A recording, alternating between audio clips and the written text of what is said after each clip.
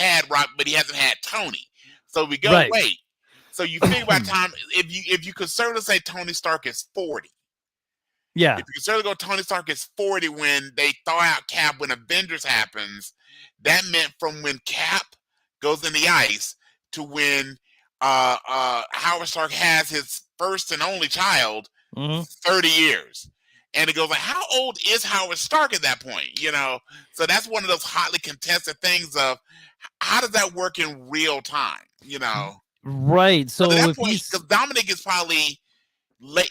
Again, we're trying to be conservative, late 20s, early 30s. Yeah. So he had a kid at 60, you know, or 55, 60, somewhere in there. So yeah. And still lived in his 70s before he was assassinated by the Winter Soldier. Spoiler alert. Yes. Ooh, yes. Spoiler. Yeah. Oh man. Nice. Yeah.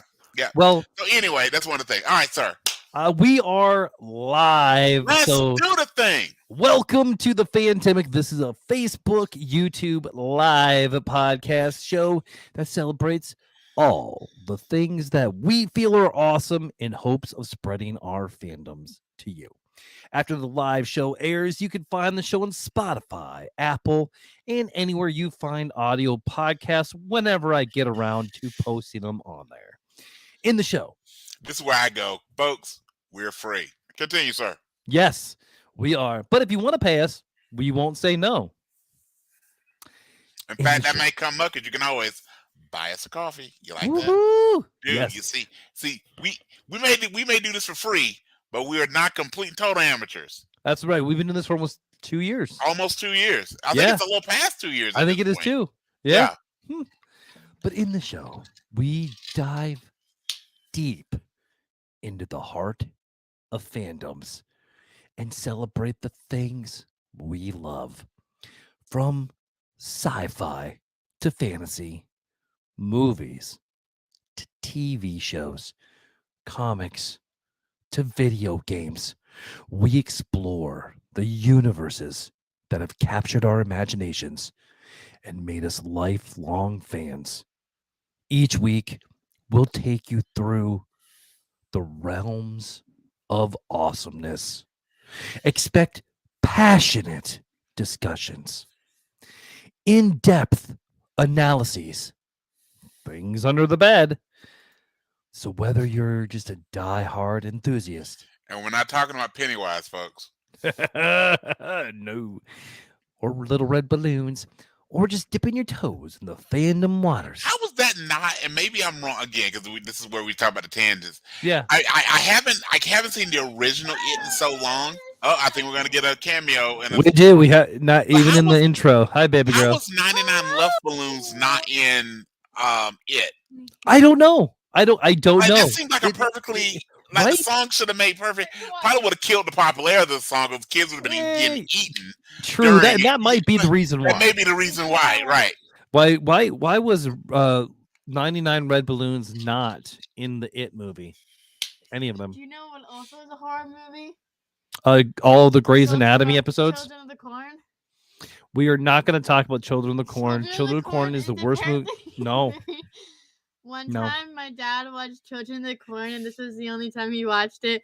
And apparently, my aunt, right after watching it, it was dark, and yes, she locked her 10-year-old brother outside in the cornfield. And you know what, Lab? Brian knows Aunt Patty. He does. I do. Yeah, and you know, I don't think he would be surprised of her locking me out of the house. I'm not either. No, I would expect that. Absolutely. All right, tell Brian your trivia questions. Okay, so I had trivia questions. It's about Taylor Swift. It's about Taylor Swift. All right, Princess. All right, go ahead. Don't let me stop you. Go ahead in the microphone.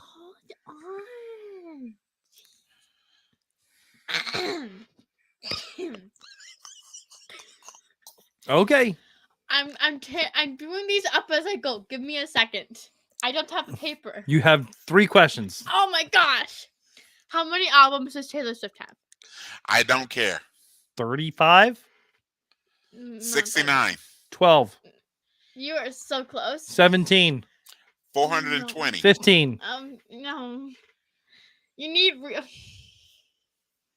I will bite your ear off. I'm kidding. I won't bite it off, but All right, I will Mike. bite your ear. All right, Mike. No. Ah. How many? 10. Oh, cool. Yeah. Well, no. All right, next question. 12 if you count the other albums that she redid. Cool. All right, what's the next question? None of them what's were her good. middle name? Annoying. Yes, No, annoying. It starts with an A. Ooh. Anne. Ain't. No. I mean, it's sort of close to Anne. Annabeth. No. It has Anne. No, it has an A at the end. It starts with an A-L. Alicia. Allison. That's what I'm sure that's what Brian said. He said it. No. Taylor Allison Swift. Cool. All right, third question.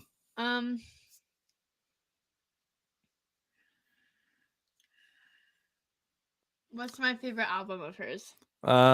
Speak Now. No, actually, what is her 1989. No. What is her most recent album? 1989 Taylor's version. Okay. Not that one. Well, it is. Okay. Okay, So so we were right. no, that was one of her rewritten albums with some from the book. Rewrote. Oh, I don't know. What is it? Without counting the non-rewritten albums. Okay, I don't know. No. Because one of her exes apparently. Just one. Hmm? Just one of her exes. John Mayer. Which one? Yeah. I don't know which one, but when she was dating them, or I don't know. Okay, all I know is that she had a record label, and then she had a boyfriend that took like half of her albums. Good. So Okay. no, that's not a good thing. And then she had to rewrite some of her albums because her record label wouldn't let her get them back.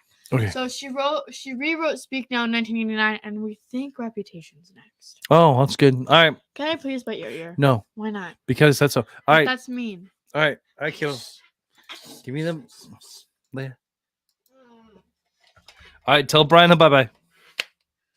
Bye-bye. How about I? All right. Okay, we got to pause for a second. I love your daughter so much. You know Grey's this. Anatomy. That was the most painful cameo that I've ever sat through. I agree. By the way, gosh. By the way, when she asked me how many albums Taylor Swift had, I said it's either 69 or 420. What happened? Nothing. All right, Grey's Anatomy. You can quiz us on Grey's Anatomy next week. All right. All right. Not right now.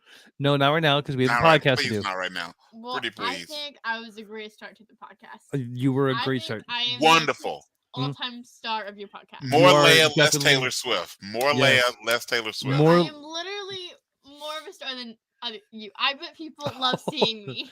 I would am have to the agree with main- that. I am the main star of your podcast show. You are my People favorite always guest look star. People always look forward to me. They absolutely 100%. All right, baby girl. Love you. Have a good day. See you upstairs. Wait. No. All right. Grab your hand. No, put it like this. Okay. Is that her? No. All right. So I Okay, goodbye. am your self-proclaimed Emperor of Awesome, Bradley Butan. And with me, as always, I have the unverified twin of Taylor Swift in the vocal cords. The You know what? unverified. For a lot of reasons, Taylor Swift's throat is probably more talented. Never mind. Never mind. Bad co-host. Bad co-host. That's bad. Yes. No, that was bad in a good way. Like Bad bad. Like co-host. you're right. You're like, Yeah. oh, God. Yeah. And the unverified She twin. probably caught more, her throat's probably caught more passes than Travis has at this point. Anyway, I mean, well, that's 87, right? 87? Oh, that's before she finished high school, bro. Teardrops on I'm my gonna take this- guitar. Remember, she was a good girl. Yeah, yeah. Yeah, you belong to me, man. You belong to me. Yeah. That's been the good Sure girls you had see to a brush little their, red. all that meant was the good girls had to brush their teeth more often. Anyway, that God, that's it. The I want to thank the fine unverified. purveyors of gin Oh, yes. with my invisible Batman cup I got for. There you go. That I got for Christmas. Okay. Ooh, that's pretty cool, man. Thank you. All right. Please continue before I get this kicked off the You're internet. right. You're right. The unverified twin of one Shamar Moore in the nipples.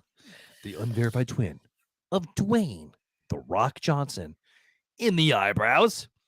And the unverified twin of Dave Batista in the head wrinkles. Yes, sir. Brian Dennis. Brian S. Dennis with this week, other than going far too far with a joke, the S stands for Edge. And not Swift. No.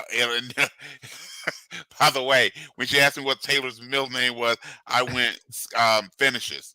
But anyway, it's just yeah.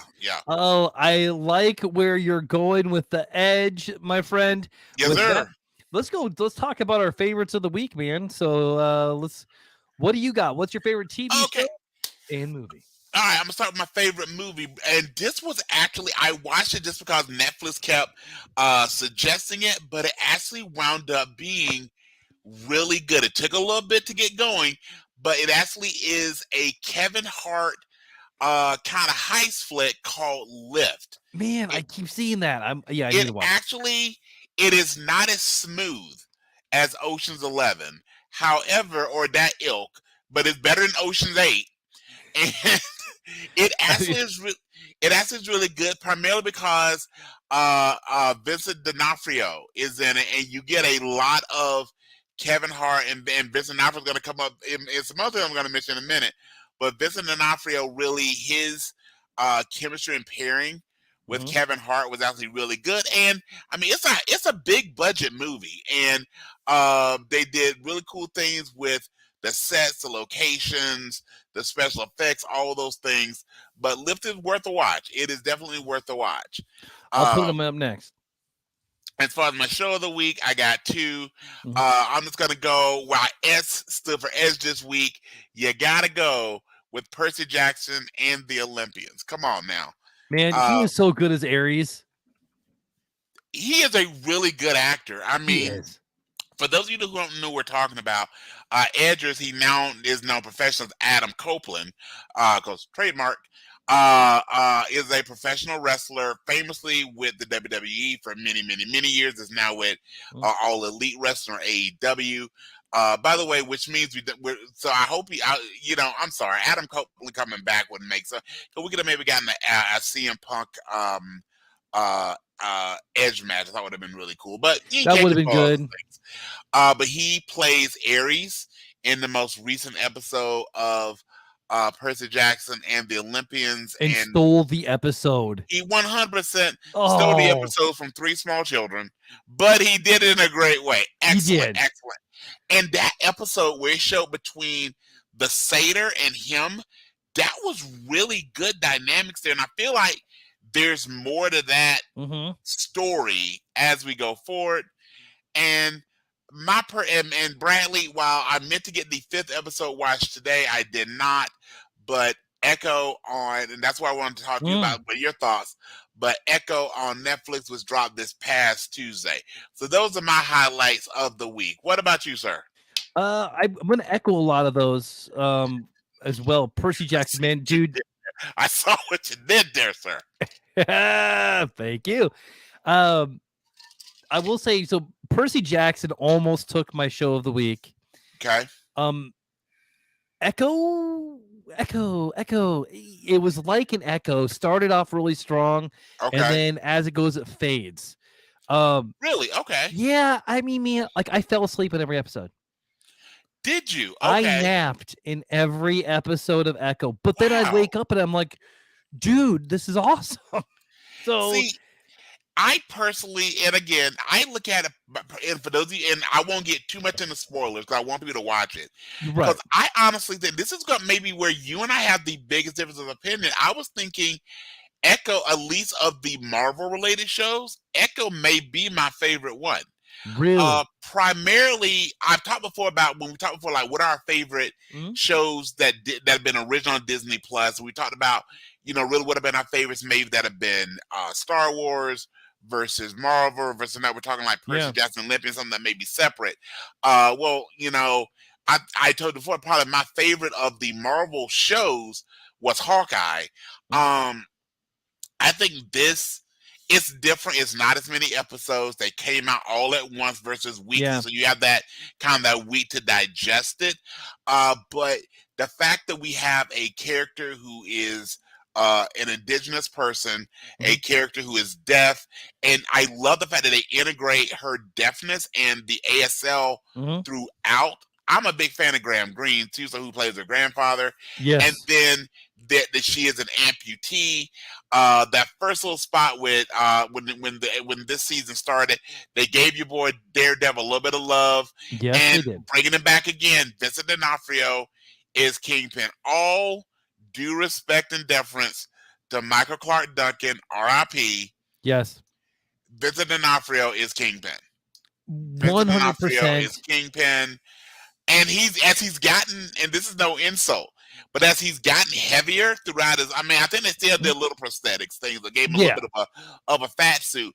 But you saw him back when like Men in Black in the early seasons of the Edgar suit. Yeah, the Edgar suit, or even the early seasons of Criminal Intent of Law and Order. That was better than SVU for a long time. I 100% thought it was better than SVU at the beginning. Yes. It was more awkward, but that what made it good because he wasn't.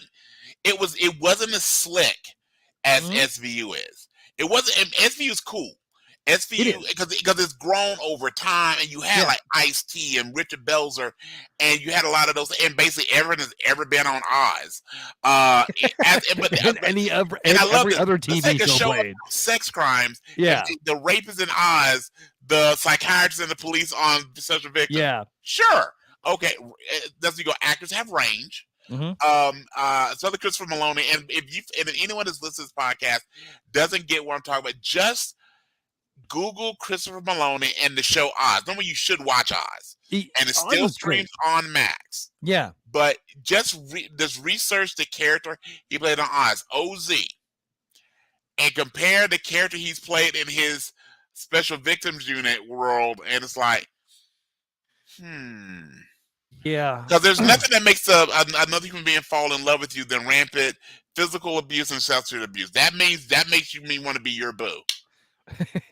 That makes want to be your boo. All right, while we're on LA, we're on LA Law and Christopher Maloney. I'm sorry, the LA. I couldn't have you watched organized or Law and Order criminal or organized crime? I got through one episode and couldn't get into it. Okay, me too. Okay, I think I made it a little further than one episode, but like I think it felt like an anthology series kind of. Yeah. I just couldn't. I just didn't care enough. I mean, I like Christopher Maloney. And what was the show on Sci-Fi with the imaginary friend? Happy, which was excellent. I read the book. Happy, he did such a great job in Happy. Yes, him and Patton Oswalt should do so much more. Patton Oswalt, I mean, when we talk about our B-listers, while he's not on, I don't think he's technically a B-lister. Patton Oswalt steals almost anything he's in. But the other thing is because I was watching Paramount and for some football this weekend, and I'm sorry, Peacock, not Paramount, Peacock, and this one, Bradley, just floored me. They were talking about the upcoming season of Law and Order and Law and Order, so Law and Order SVU and Law and Order Organized Crime, but also within those ads was telling us that this is the final season of La Brea. Talk about a show that I don't think should have got a second episode, right? Less a second. I remember you and I both were texting, go, what on earth is this? Like, the first 10 minutes were great. The scene on the bridge was fantastic. Then we're like, what? Wait, what is? Yeah. And I don't think either one of us ever went back. And I think, I'm going to Google it, but I think it got 4 seasons. I'm about to say the pandemic slowed things down. 4 seasons. I think it's like 3 or 4 seasons is what they got. And yes.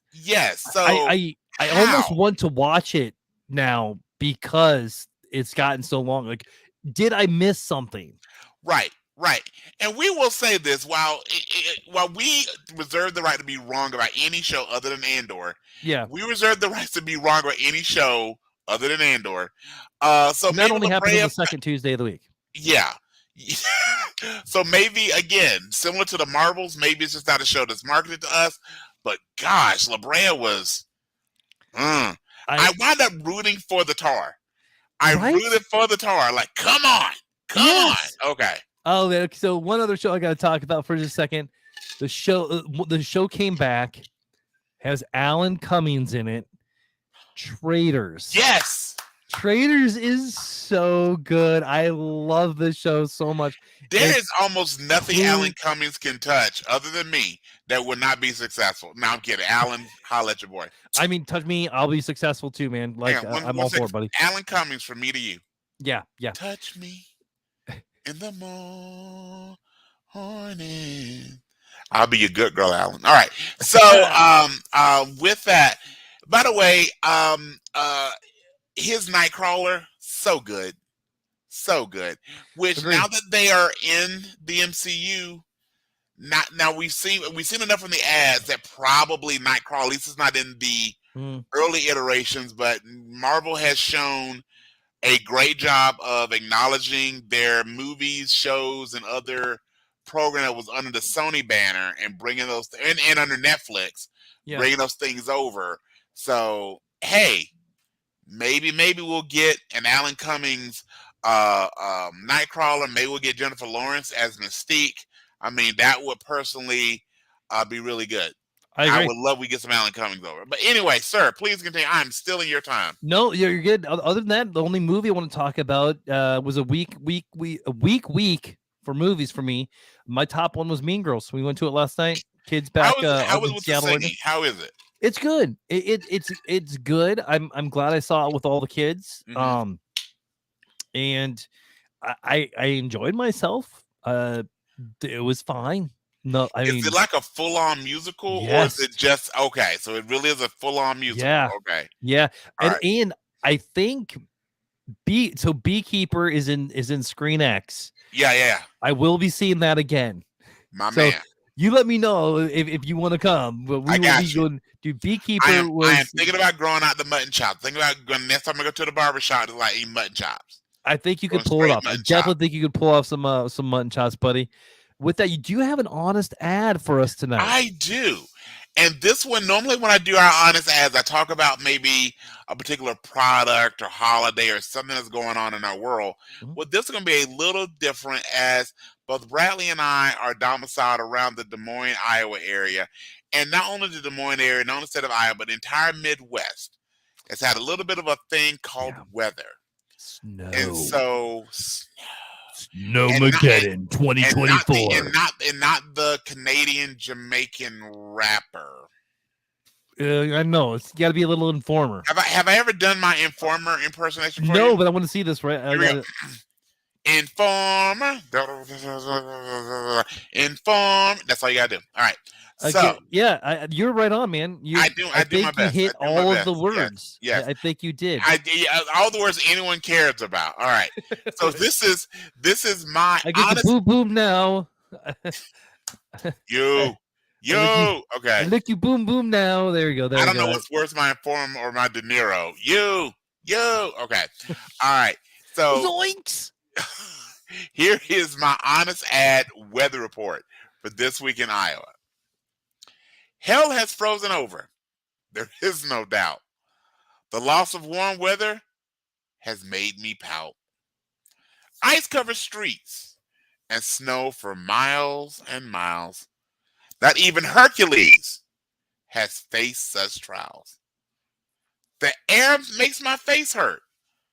I'm left with only coffee to drink. We won't even mention what the cold air begins to shrink. But don't give up. All is not lost. Only 9 more weeks until spring comes and bitch slaps Jack Frost. And yes, he should. Yes. Man, I have plowed my flipping driveway 5 times this week. Dude. 5. Dude, you might have saw us. I put on Facebook. Whoever pissed off Elsa, please apologize. Yeah. I mean, it's been intense. So, all seriousness, I know we are both lucky enough that we've not lost power. We've not had to like really do without. I've not had to go to work since it's really hit. I've been able to telework and move to a long holiday weekend. You said you got to move the kids, but truthfully, for anyone that's having to get out in this or work in this or do whatever, please be safe. This is no joke. I mean, it's fun to make a little rhyming, 2-second, shade at it, but this is seriously, people are and there are a lot of people that live where, you know what, having heat and power and food and all those things already are insecure, and this week that has hit our state and it's not over. I realize. So again, for anyone that's out there is here now listening to us, and hopefully we'll give you a little bit of entertainment for your Sunday evening as we record them, but also please do whatever you can do to be safe and sound. 100%, man. Well done, well said. And now, do you want to introduce what we are talking about tonight? I would love to. So tonight, we're talking about our fave non-A-listers. So before we get started, Bradley, did you know that the whole idea of A-listers, B-listers, so-and-so, that actually comes from a real place? It's called the Ulmer scale. I did not. The Ulmer scale is actually named after a journalist named James Ulmer, who, as part of his work reviewing movies and television, he actually would determine like who are the folks that should be at the top of our list. So when looking at that, really what makes one an A plus, so he goes A, it's kind of like grades, A plus A, B, and so on and so forth, is basically how bankable they are. So I got a couple things with that. We got that. So currently there are only 2 actors that are considered A plus stars, and those 2 actors are Will Smith. Now this was done before, he told Chris Rock to keep so-and-so's name out of his mouth. But it actually was, this was around when the Marvel was first coming out, but it was Will Smith and Robert Downey Jr. at the time. Yeah. And in doing my research with this, I also tried to figure out who were the most bankable stars in Hollywood. So if we can stick with me for just 1 second, I found something that I thought would be really interesting given what we talk about on the podcast on pretty much any given week. So if you can hang me for 1 second, I got a couple interesting facts for you. So here's fact number 1. When looking at including when adjusted for inflation and including all roles all live action roles. Let me correct that because there's 2 scales. So when you adjust for inflation, there's 2 scales. The scales are the highest grossing actors or actresses in live action roles, and then they have the highest grossing actors and actresses in all roles, including voice acting. Okay? So when you look at the list of live roles, Bradley, of the top 10, how many would you assume of the top 10? That's all the list gives us right now is the top 10. How many of those top 10 actors would you assume have a connection with the Marvel Cinematic Universe? Of the 10, how many do you think have a connection to the MCU? I'm going to say 5. I'm going to go 50-50. Higher, my friend. Higher than 5? Higher. Okay, so let's reevaluate some things. They do get like people like Kurt Russell. They have a lot of people. Josh Brolin in there. You have Sylvester Stallone in there. And so once you bring them in, it's their total of their work. By the way, and this list, Samuel Jackson, which matters. And don't forget, while you can't count him yet, soon you will be able to count Harrison Ford. That's true. But right now, he's not on the list because that product has not been released yet. So we're going higher than 5. One more 7. guess. What do you think? You say 7? You are still low, sir. It is 9. 9 of the top 10? So here we go. I'll go from 10 through 1. Okay. At number 10, Bradley Cooper, Rocket Raccoon. Yeah. The thing about the Hangover movies, those things. Number 9, America's Ass, Christopher Evans, Captain Yeah. America. Number 8 is the sole not MCU connected person, Tom Cruise. Yeah. By the way, Tom Cruise is, and this will man, I'll give you the touchback here in a minute. So with each one, it says what is their highest grossing movie. So throughout Tom Cruise's career, his highest grossing movie is Top Gun Maverick. Okay. So then we go for number 7, Chris Hemsworth, Thor. Vin Diesel, not only all the Fast and Furious movies, but also Iron Giant, man. That's when I think of Vin Diesel, I'm going Iron Giant. That's my first thought. And don't forget, he also is I Am Groot. Yes. Then we've got Chris Pratt as obviously Star-Lord, Zoe Saldana as Gamora. Now, Zoe Saldana, her highest grossing movie is actually Avatar. Yeah. Then number 3, our boy Samuel Jackson with the L stands for Number 2 is Robert Downey Jr. Now, Bradley, that's through 10 through 2. This shocked me. But but the highest grossing person, including for inflation, it formerly had been Samuel Jackson. It is no longer Samuel Jackson. It is not Robert Downey Jr. This person is connected to the Marvel movies in a really prominent role. I'll give you one guess who it is. Sylvester Stallone. Nope. Scarlett Johansson. Really? Scarlett Johansson is the highest banking artist if you only count live action roles. And so then by the way, everyone on that list, their number 1 grossing film is Endgame, other than Zoe Saldana, which is Avatar, and Tom Cruise, which is Top Gun Maverick. Now, I'm not going to give you an entire list for when you include all types of performances, but I'm just going to say the list shifts a little bit. That the top 3. So the top 3 now in number 3 is Frank Welker. Thank you, Optimus Prime. Yep. Number 2 is Samuel Jackson. But number 1, R.I.P., but this makes me so happy, the highest grossing actor in all of Hollywood, adjusted for inflation, all types of role, R.I.P. to the one, the only, the GOAT, Stan Lee. That is 100% accurate. As it should be. And as it should be. Excelsior, my friend. All right. Awesome. That was good. I love that. It was fun. So beyond that, we're going to talk about our favorite non-A-list. And A-list, and so A-list could be B-list on down. And it's up for this. I'm going to give you my list. I'm going to tell you my favorite movies or vehicles for them. So I've got my top 5. I also got my honorable mention. I'll go through mine fairly quickly here. So my honorable mention list is going to start off with a couple people that I really love them for their voices. They project really well, but also I love a couple of their things. Number 1 is David Keith. Excuse me, hang on one second. As I make sure I do not have a typo here, because I always do this. It is absolutely Keith David. I do this all the time. Yeah. So David Keith, if you don't know David Keith was in An Officer and a Gentleman. That was his primary role, and let's just say it didn't work out as well for him as it did for Richard Gere. No. He was not carrying someone. By the way, you think she had to give notice when Deborah Winger gets carried out by him? You know. By the way, have you ever seen the Simpsons version of that?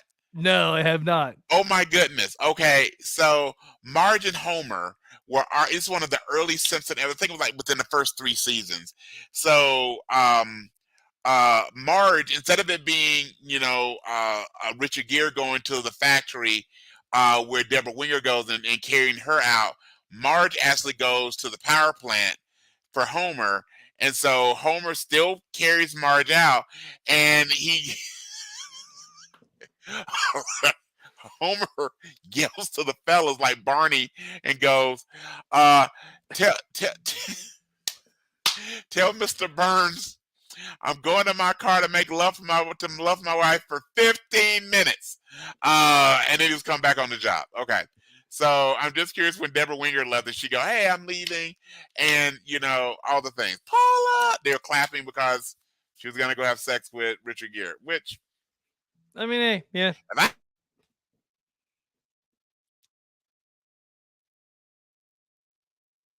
And he's frozen. He was talking about Brian was talking a little bit about Elsa, but with that, I'm going to go ahead and go through my top while he figures this stuff out after a well-placed text message here. What should we say to Brian via text? Him as Turgan from Highlander. Oh, actually, did you lose me? You froze. Yeah, I lost it for a minute. You froze. So go ahead and start over. I'll start it real quick. So my start of my honorable, we got Keith David, who I know primarily as Goliath and Gargoyles. Huge fan. Then we've got Clancy Brown. A lot of people may know him from Shawshank. He also had a spot in Gen V. He was in John Wick Chapter 4, but I know him best as Turgan in the original Highlander. There could be only one. Our boy Sean Bean, who has made so much hype for dying in products. So he died in the original Lord of the Rings, Fellowship of the Ring. He was Ned Stark in Game of Thrones where he died. And one of my favorite roles where he didn't die was in National Treasure. Yep. You got to give it to your boy Danny Trejo, or as we know him as Machete. Come on now. Yes.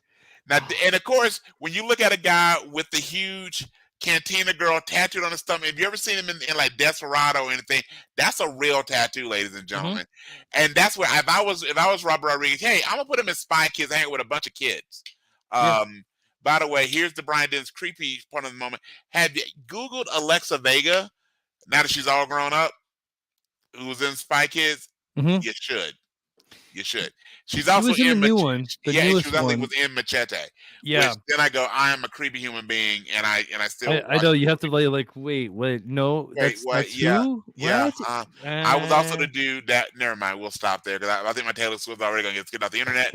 And then, as I like to say with our Prevent the Nerds, we got you covered from Natalie Portman to Natalie Dormer, and Natalie Dormer is my fifth person from honorable mention for Captain America, the First Avenger, for Game of Thrones, for The Hunger Games, and just for being Natalie Dormer. All right. Yeah. So here's my top 5. This person's already going to make my list, but also because I love you, my brother from another mother, he's got to lead us off. Non-A-lister, based on now, but definitely in the 70s and 80s, he would have been an A-lister. Our boy, Mark Hamill. Star Wars, Kingsman, House of Usher, and of course, the best non-live action version. Oh, Brian! Yes. My guy.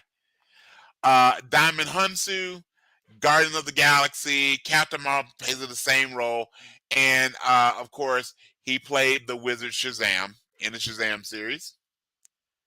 Ving Rhames, primarily because I love the movie Pulp Fiction so much, and he's Marcellus Wallace. And sir, I believe I may have said this in our podcast, but do you know who named Ving Rhames Ving Rhames? Oh, you did say this once. Yes. Was it? And it's someone he may not be so thrilled named him that, by the way. Was it Quentin Tarantino? Kevin Spacey. Okay. Ving Rhames' first name is Irving, to which Spacey remarked when they were coming up in the New York acting scene that he didn't look like an Irving, and he doesn't. He goes, why don't we shorten it to Ving, and you could spell it kind of cool, which worked well for Ving. By the way, if anyone doesn't know, and Ving Rhames and Michael Clark Duncan are not the same person. No, they're not. So he's an undisputed, the Mission Impossible films. But again, for me, it's all about Pulp Fiction. Next up is actually someone that may surprise you, but I love his work so much. Jason Bateman. all the way back to the 80s with the Hogan family or Valerie's family. RIP to Valerie, who died in the 80s, who that was after. I love Arrested Development. So many people like Seinfeld. I was never a Seinfeld fan, but I love Arrested Development. Dude, Horrible Bosses 1 and 2. Yep. I mean, dude, just fantastic. And Ozark. And I was getting to Ozark. And of course, my favorite movie, and I don't know if you've ever seen him in this, my favorite movie of his, which is Bad Words. Bad Words. If you've not seen Bad Words, it's worth a watch. I think it's on Netflix. The general principle behind Bad Words is he is a 40-plus-year-old man who enters into the script spelling bee, which is for children, and actually competes in the script spelling bee against little kids. And it is as broke.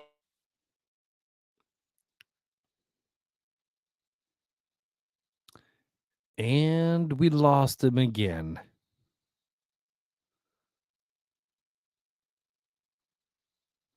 Will he be back? I do not know.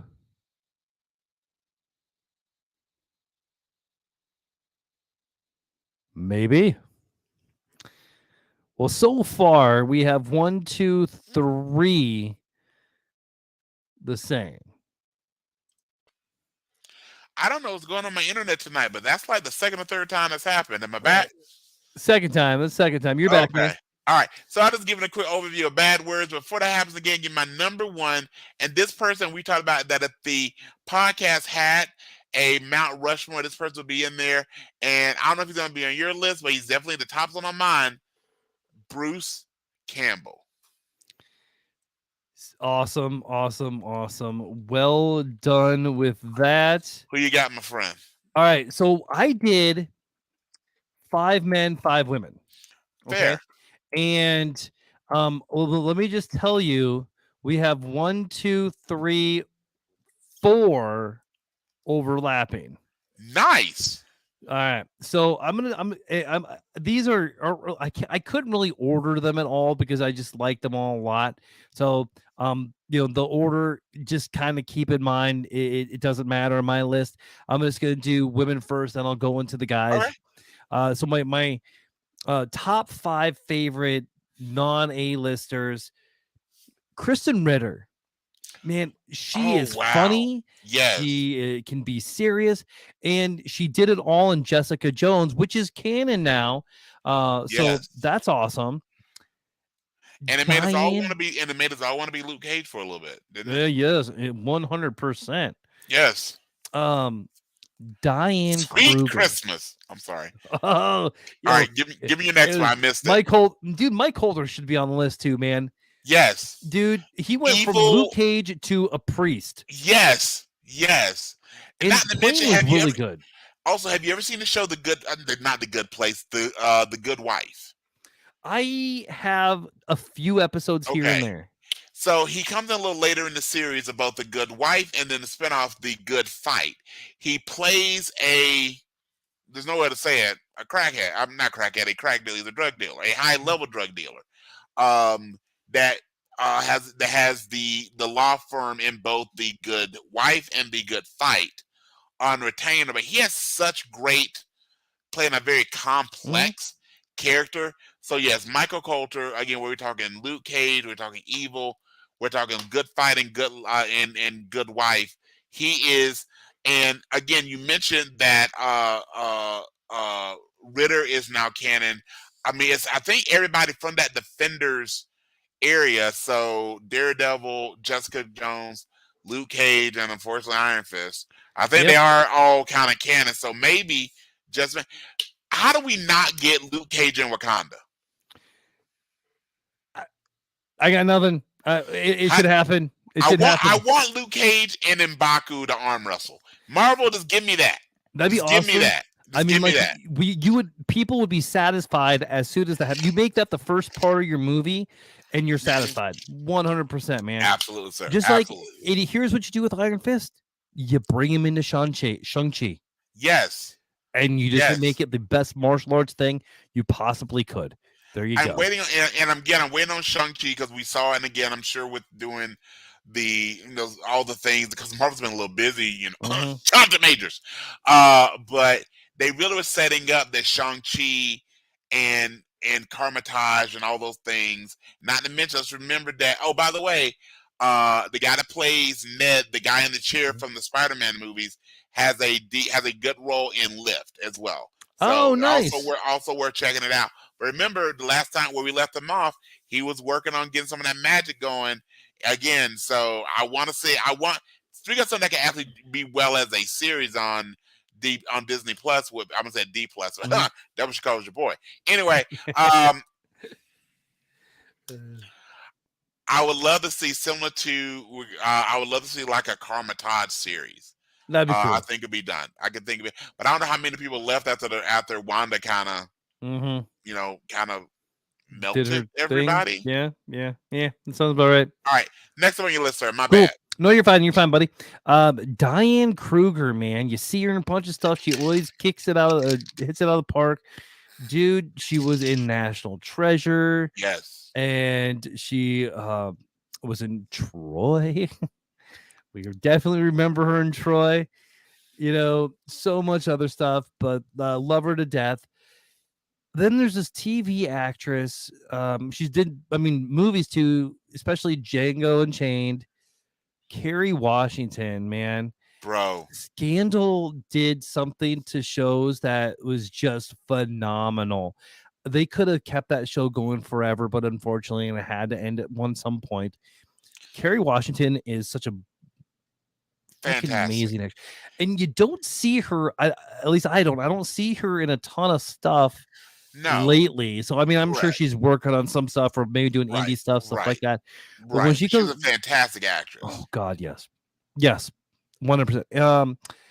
After Kerry Washington, you said Jason Bateman earlier, which I related with Ozark, but the actress, there's an actress in Ozark. Yep. Julia Garner. Yes. Dude, this chick is so phenomenal. Yes. Oh man. Her performance is so I again love me some Jason Bateman, but I will tell you when it comes to Ozark, she's my favorite character. Oh, easily. It's not even close. Yeah. And just everything about her, just in how she just relates and all those things. And I actually buy her as that character. Like I can see her just kind of hanging out in the backwoods and just doing whatever it takes to survive. So yes, absolutely. And Ozark is, I would say we should do a countdown sometime on the top Netflix shows that's ever been made, because Ozarks would be high up there. Ozarks would be. I actually started watching on CNN. Did a retrospective on the 2010s. And Ozark luckily was started just because it started I think in 2019. So it started enough to kind of get included when you look at the decade of the 2010s.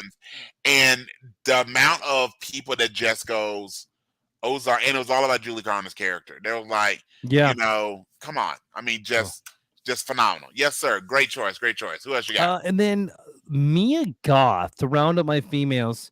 Mia Goth, she's been in a bunch of stuff. You probably haven't noticed her. And actually, I'm gonna pull up her IMDb really quick here. But she's actually in the running for James Gunn's Supergirl right now. Okay. Which is actually really cool. But you've seen Mia in several things. She was in Pearl. Infinity Pool. Did you get a chance to watch him? Yes, Infinity Pool. Yes. Let's see here. Yeah, pull up her page now. Okay, I'm seeing what she's been in. Yes. Yeah, she's also partnered with Shia LaBeouf, so you can't win them all. That's correct. That's correct. So, all right. By the way, Shia, come on the podcast. We love to have you, bro. Oh yeah, 100. Dude, we would make a marathon podcast. We'll do it for like 5 hours. It'll be. And let's remember, unlike you or I, he was actually paid to make out with Megan Fox. Yeah. All right. You're hearing jealousy come out of your boy, is what I'm saying, Kyle. Yes. Go ahead. All right. So, this is gonna be the one guy that we did not have on each other's list. The rest of them Okay. are going to be the same. But Guy Pearce, Oh, man. I mean, yes, like one of the best, dude. He's done so much good stuff, and dude. he needs to do so much more. I mean, if you look at his Yes, IMDb, it is just goes yes, on and on. And you're like, yes. damn, For such a as good flawed actor. as Iron Man 3, and it's gotten better with all the work they did with Yeah. Shang-Chi and fixing Trevor, at the time, I didn't like his character I didn't like him as the Mandarin because I wanted to be, because again, you got Sir Ben Kingsley. But his character is done really well. I love Mhm. The Time Machine. It's one of those Dude, it's movies, so which I good. believe also has Zoe Saldana in, if I'm remembering correctly. Um, Hmm. but I mean, like I said, he's been in everything from serious to more of the sci-fi stuff we Mhm. talk about. And also he's, first off, I would kill for that jawline. Oh my gosh, he could have been a Batman. He could have, and he could have been, you know what? He could have played Alfred and the Batman at the same time. I don't need I'm my own Alfred. I am my own, or better yet, I am my own Batman. That's, again, So I stink at De Niro, I stink at Snow, and I stink at a British accent. But, of the things that my mouth does not do well. But okay, it's fine. But you what you don't do great, you make up for it with your Thundercats background. Oh, and again, as I said it before, to show you how awesome the 80s were, Thundercats gave a bunch of little kids license. They go, hey, my sword got longer because I got people a hoe. I thought that's fantastic. I thought that was fantastic. Yes. All right. Awesome. All right. Well, after Guy Pearce, none other than the guy that's known for being dead, Sean Bean. Dude. What can I say that wasn't already said, man? Sean Bean, dude. He's one of those actors. All the rest of my list are that if you see their name on something, you're gonna watch it. You really are, man. And man, Sean Bean could have done anything in Marvel. He could have done pretty much anything in DC. You know what? He probably could have pulled off a decent Hal Jordan back in the day. Yes. I don't know if I see him as Batman at all or anything like that. But the next person on my list. What about Captain Britain is DC. No, it's Captain Britain Marvel or DC? I feel I've lost my it's a Marvel. You can play a. Hey, I'm okay with that. What about, if they, because again, I'm thinking about he's a little older now, but he can lose the accent. What about Wildcat? If I know not MCU over to DC and do like they did a full Society? JSA. Yeah, they did a full JSA movie. He's got that weathered, look that you could go. He wouldn't even have to put him in a mask. He could go, hey, his nickname's Wildcat, and even keep him British. Mm-hmm. I just think I really love me some Sean Bean. And again, Sean, we're glad that at least a couple of your films and shows you don't die. I mean, yes, you usually go to prison, but at least you don't die. All right. Right. Yes, and luckily it's not Shawshank. Yeah. Oh man. Well, the next person on my list definitely could have been Batman. Okay. And arguably should have been Batman, but he's too busy killing the Deadites. Bruce Campbell, the Chin. Not only was he in Evil Dead, yes, but Burn Notice is one of the best TV shows that's come out in the last 25 years. I mean, that cast, dude, USA was on fire, man. They had Burn Notice, they had Psych, they had Monk, they had Covert Affairs. Graceland, by the way, is really underappreciated. Graceland was so good. Yes, Graceland was so good. It was, I mean, just fantastic. And again, the fact that if you just go Burn Notice, Monk, and Psych. That's it. Funny, but not so funny. You lose you lose the plot, right? Mm-hmm. And then you bring in things like Suits, Covert Affairs. In Plain Sight was one of my favorite ones. In Plain Sight was great too, man. That's how I figured I could never spell Albuquerque. Right? I can't. The fact that In Plain Sight has a character that was named Marshall. Come on.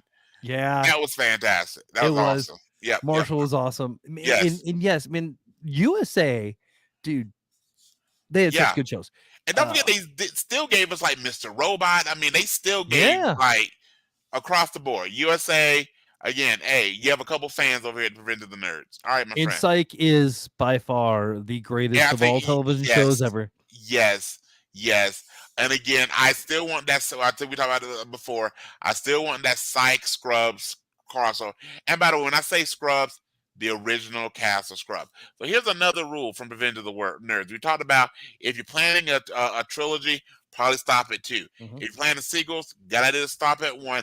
And here's the other thing: if you have a really successful show, couple things: A, try not to change the network, and B, don't reboot the entire cast with less funny people. Yeah. Show's over. The more Show's you over. know. Show's The more over. you know. Ding, ding, ding. I want a little rainbow going on my head. Right. I Okay. like it. All right. Cool. What else you got, my friend? Now, I mean, we love some Bruce Campbell over here. Oh, he's on our Mount Rushmore. He truly is. Damon Husson. Yeah, Diamond Hunsu. Yes, sir. Yes, dude. He is. The first place I remember seeing him was Gladiator, and Yes, he and Russell Crowe had so much chemistry in that movie. He was fantastic. Did he? I think he was nominated for a supporting actor in that too. I think he was as well. I know. The first movie I saw him in, which is a really heavy piece of acting, was actually Amistad, which I don't know if you ever saw that one. That's a really heavy, and I remember that one. I was a little because he did not get nominated, and I thought he should have gotten nominated for that for an Academy Award for that. But I mean, just looking just really quick at his IMDb, he was on Stargate, Biker Boys, Laura Croft, The Cradle of Life, The Beauty Shop, Blood Diamond. How can I forget that? Blood Diamond was so good. It's got him and Leo in it. Man, was so good. Push with our boy Chris Evans, The Seventh Son, Furious 7. I mean, they've got all these fantastic. He's done a lot of voice acting as well, been in multitudes of those. But then let's also remember he got his start as, I mean, do you remember him in ER? He was actually been tortured, and then that's actually how he met Dr. Green.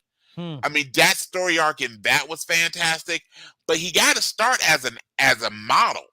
So if you Google, like, especially, I mean, he's a good looking guy now, but if you Google like young photos, just when he was modeling, like Diamond Hunsu modeling photos, I'm like, dude, like he was and is painfully pretty. Nice. Very good. And by the way, my friend, he looks his way, and he's 59. He's man. Well, he looks good. My boy's about to turn 60. He is 59. He turns 60 in a couple months, dude. And dude, he looks fly in his goatee in Shazam 2, man. Bruh. Yes. Dude, yes. Like, he was great in that. Yes. I love him as the Wizard. All right. My number one. Yes, sir. Mark Hamill. I mean, for every reason you said, Star Wars and voicing the Joker. I even remember hit me with it. The Guyver. Do you remember the Guyver? I do. Yes. I do. But Brian, number one for Mark Hamill. There we go. There's my bad Joker impression. Yes. Twice in one episode. See, honestly, when looking at the Joker, I've shared before, my favorite Joker is, I think most people's favorite Joker, we go between Nicholson and Heath Ledger. For me, it's always going to be Heath Ledger. A lot of people, Nicholson, which makes perfect sense. But I don't go much further beyond Ledger and Nicholson before I get to Mark Hamill. I mean, I take him over Cesar Romero. As much as I love Suicide Squad, I mean, his Joker is still better, you know, as a voice actor. I mean, he really is. And again, he's Luke effing Skywalker. Yeah. Other than George Lucas made it a little uncomfortable with you and your twin sister, that Lucas himself said, "Oh, I knew the whole time I planned for them to be siblings."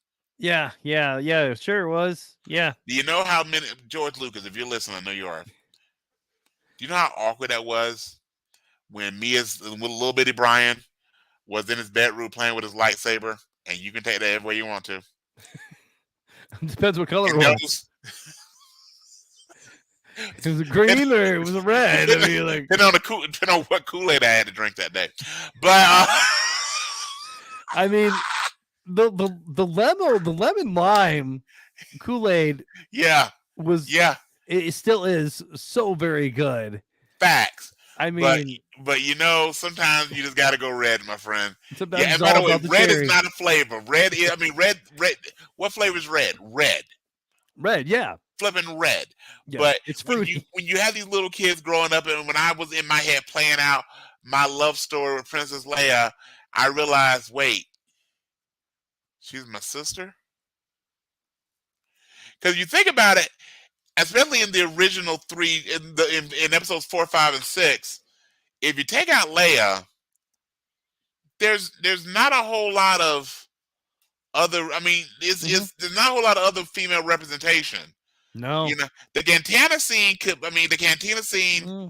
If you, not the right way. I'm not judging anybody. Find your boo. Just it wasn't working for me. Yeah, it wasn't working for me. Yeah. All right, go ahead, sir. All right. Oh no, with that, yes, sir. We are I'm done going with to save the podcast for me because I want us to be able to come back here next week. So again, thank you to the fine purveyors of Hendrix Gin. All right.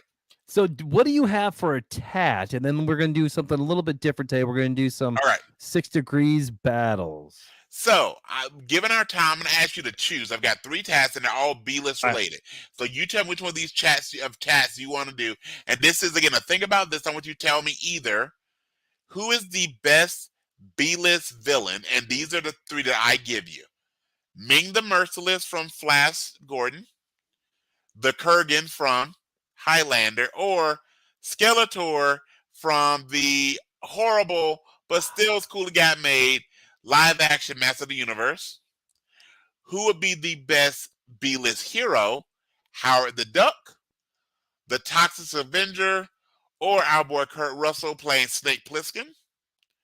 Or finally, the best B-list bodyguard, Pam Anderson. Oh, losing them again. All right. I think we're definitely gonna need to go villains here for sure when he comes back. When he comes back.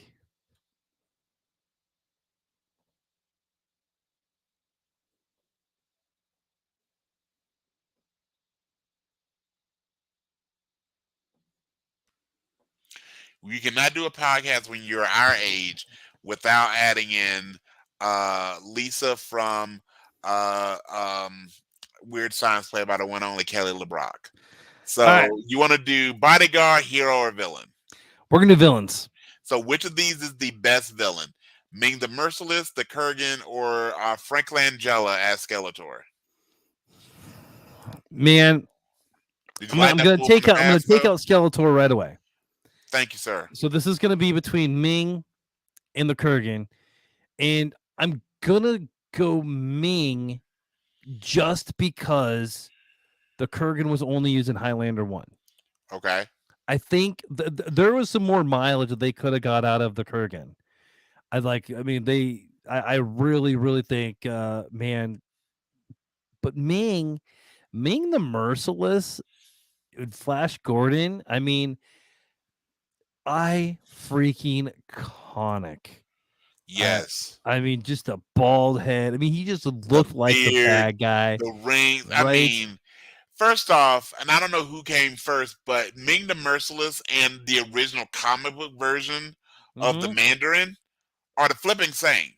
Other than the Mandarin, I think it's green in the comics. Like, he's not flesh color, at least traditional flesh color. But, I mean, even how the character's drawn. Yeah. So, again, I don't know off the top of my head which was first, Ming or the Mandarin. But both of them Ming was first? Okay. Yeah, because Flash Gordon's been around since the 40s. Facts. Yeah. So totally inspired that. And okay, and again, Flash, we should talk Flash. Tyler should be remade. Oh, easily. But you know what? There's our next episode. We are going to recast And I'm gonna Flashpoint. yes, and it should be your boy Reacher. Your boyfriend Reacher. Oh God, yes. But just Ming and that whole deal, the Hawk people, all those folks is fantastic. All right. So again, so Ming the Merciless, you think is the best V-list villain from the 3 that I gave you? Yes. All right. 100%. What about you? I'm gonna go Ming as well now because I had this experience a couple times in life where I got real excited for a movie and then I saw it, I was just disappointed. So The Last Airbender did it, but my first experience was Master of the Universe. Dolph Lundgren, just because you can wear the vest or the loincloth. And they made us wait the entire damn movie for a very weak I have the power. That was sad. And honestly, Skeletor was probably the best thing in that movie, but still was a bad movie. I agree with you. And I think Highlanders, whichever McLeod we're talking about, I think they've had better villains than the Kurgan, but God, Clancy Brown's voice is amazing. So it's gonna be Ming the Merciless. Gotta be Ming. Nice, man. All right, are you ready for 6 degrees battles? I am. This is just something that we started talking about about a week or so ago. Yep. And so here's what it is. I'm gonna give you 2 actors, and you're gonna relate them. You want to go first, or me to go first? I'll go first, just to see if we can get here. All right, man. I'll test my nerddom. All right, sounds good. I have from the Smallville world. Okay. Tom Welling. Okay, and I want you to relate him to one Sylvester Stallone. Okay. Give me a moment to think this through. So Tom Welling, Smallville, to Stallone. Yes. And you should be able to do it in 2 steps. 2 steps? Yep. Oh, God. Okay. So now I'm running through, because my head when I hear Welling is I hear Lucifer and Smallville. So I'm trying to think of all the people between both those shows. Now, Smallville's harder and easier because Smallville's on with like a decade versus I think he was only in like 2 seasons of Lucifer. Oh, okay. Oh, wow. I'm not going to say I can do it in 2 steps. Okay. And by the way, with yours, I didn't even think it through. I'll just give these 2 folks and I'm sure you can do it. Okay, so let me think. Let's do reverse engineer from Stallone. Okay. So, all right. So we've got Welling, Stallone.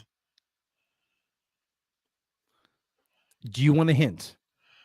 Let me puzzle for one more second, then we'll do a hint. All right. So I'm thinking if I do... Yeah, give me a hint. Okay, for your hint, I'm going to give you a movie that Stallone is in that a co-star of Tom Welling's is also in. Okay.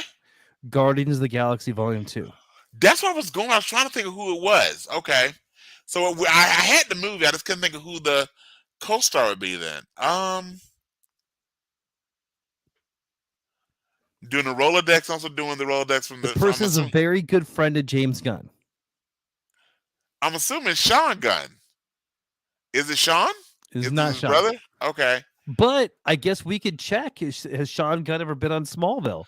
That's right. Again, it's when you have such a long running show. I'm thinking, who was in every episode? I'm like, shoot.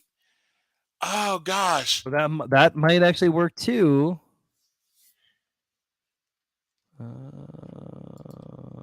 No. Okay. All right, my friend. I'm gonna tap out because I'm having when you get north of 40, sometimes you have performance anxiety. Right. So Tom Welling, yes, he was Superman to Michael Rosenbaum's Lex Luthor. Right.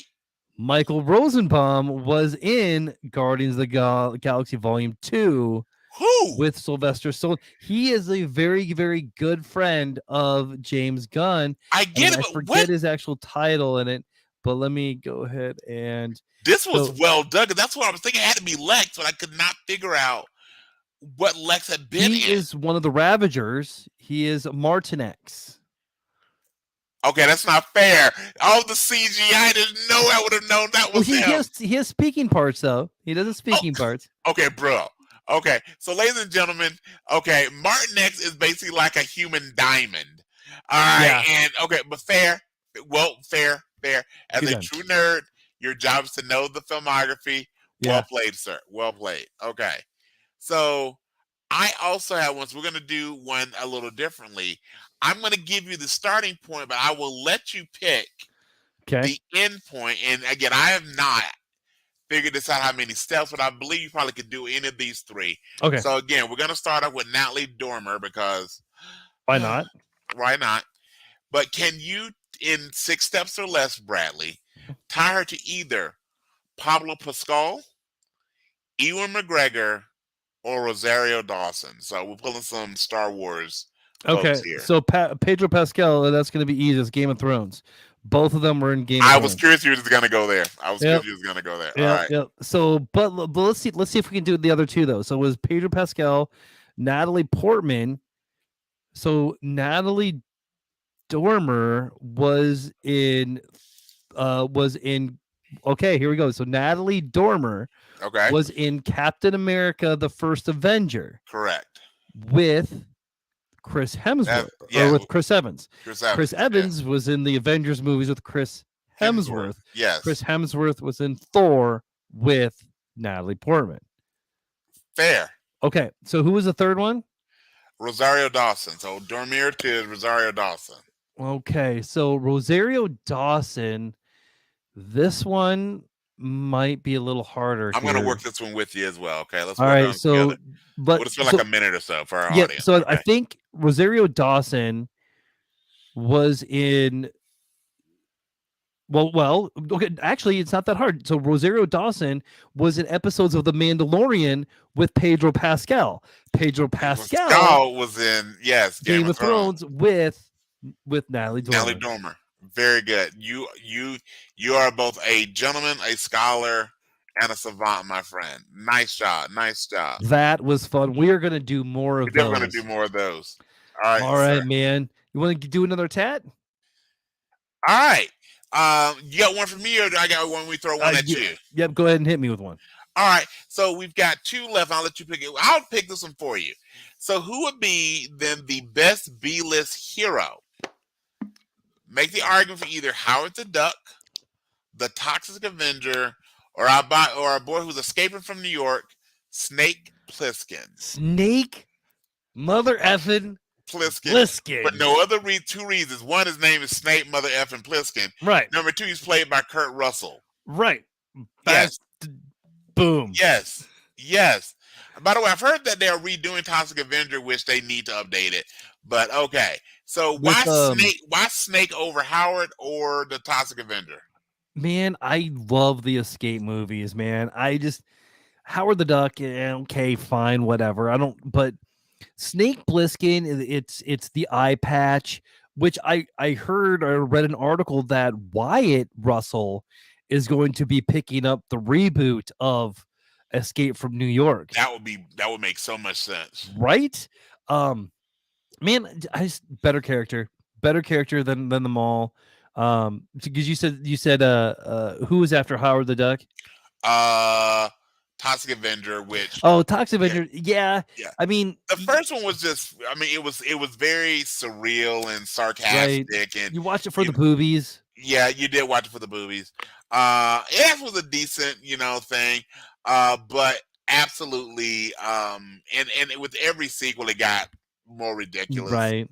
But hearing Howard versus Snake, and again, I am always going to prefer. I mean, and by the way, I think Howard the Duck, how they've integrated him in the MCU has done really well. Correct. But I still go back to the movie from the '80s with Leah Thompson and he who shall not be named, Jeffrey Jones. Who? Mm-hmm. Yeah. Okay. Yep. All right. Yeah. Okay. He really is an overlord. He is really one of the dark overlords of the universe. Okay, my friend. Awesome. All right. Well, with that, man, who is your human of the week? My human of the week, because again, as we're recording, it is Sunday night, January 14th, 2024. We are celebrating and recognizing tomorrow, January 15th, 2024. Recognition of the life, the accomplishment, the hard work, and unfortunately the far too short life of one Dr. Martin Luther King Jr. This is a silly little podcast we do, but I think this honestly speaks to a lot of it. So you don't have to be a great. You don't have to be Batman to figure out that you, on one hand, you've got a silly brother from the South who's doing a podcast with, again, thank you so much for your service, a veteran who is of Caucasian descent. And once upon a time, Brad, there's no way we could have been friends, much less do a podcast that potentially could be just streamed anywhere in the Mm-hmm. world because the internet. And so so much of what this human being did to start conversation, which included laying his life on the line, as much as I try and make my Better Human of the Week somewhat funny, because I always like to keep it light, I've said, as a person of color, as a someone that grew up in the South, I cannot tell you the impact that this, among many other people. No movement is based on one person, but the work that Dr. King did and the sacrifice that he and his family made, and the fact that he gets one day, and lots of places around this nation Yeah. still do not recognize it, shows we still got some work to do. But yes, for this week, Dr. Martin Luther King Jr., the Reverend Dr. Martin Luther King Jr., let's not forget that part, is my Better Than Us Human of the Week. And mine too. All right, my brother. 100%, for every reason and that you said, and all the reasons that you didn't. Man, the man, he's gonna live on forever, and as he should be. We Yep. all need to take a little bit of MLK, and especially in today's stupid, politicized world, you know, man. Yeah, enough said about that. Cool. All right, man. Well, where can we find you?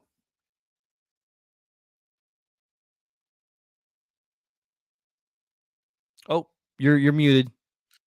There we go. Yeah, my audio blanked out me for a second. So, by the way, thank you, Counter, for your kind words. And I believe we're at the part of our show. It's time for us to wrap up. Is that correct? Again, my audio died on me for a moment. 100%. All right.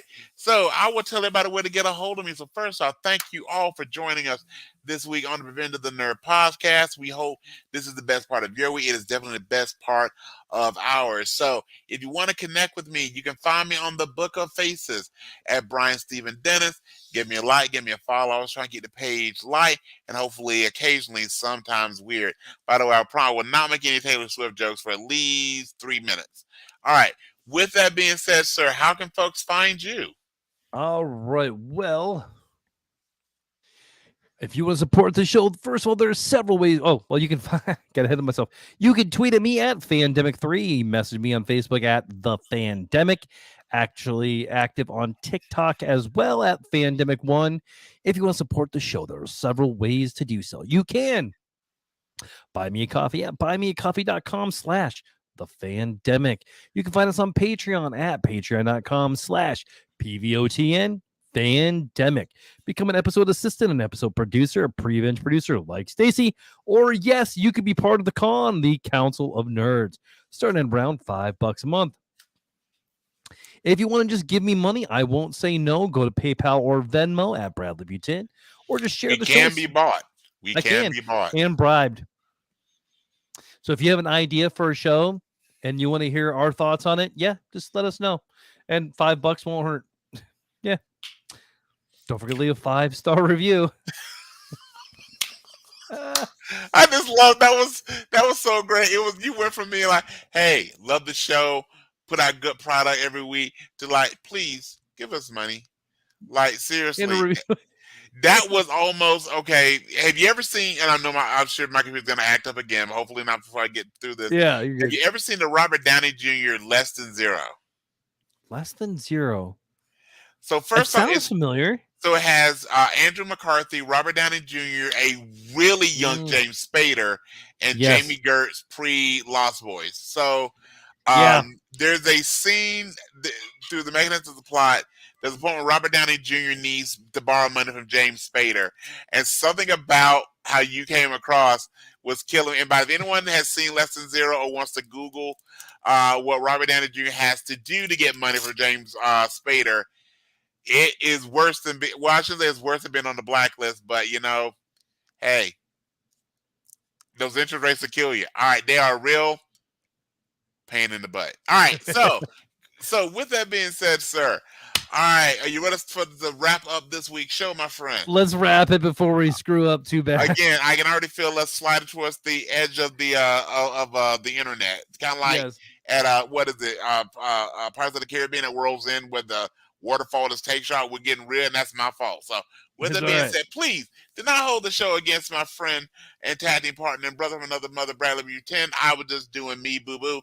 So with that being said, please remember, as you move into your week, please stay warm, please stay safe, and also remember, no retreat, no surrender, and Goonies, never say die. Friendship is like peeing on yourself. Everyone can see it, but only you get the warm feeling that it brings. If you think about it, every time you feel stupid, you just got a little smarter. Remember, squirrels' cheeks are also their nutsacks. Bye-bye.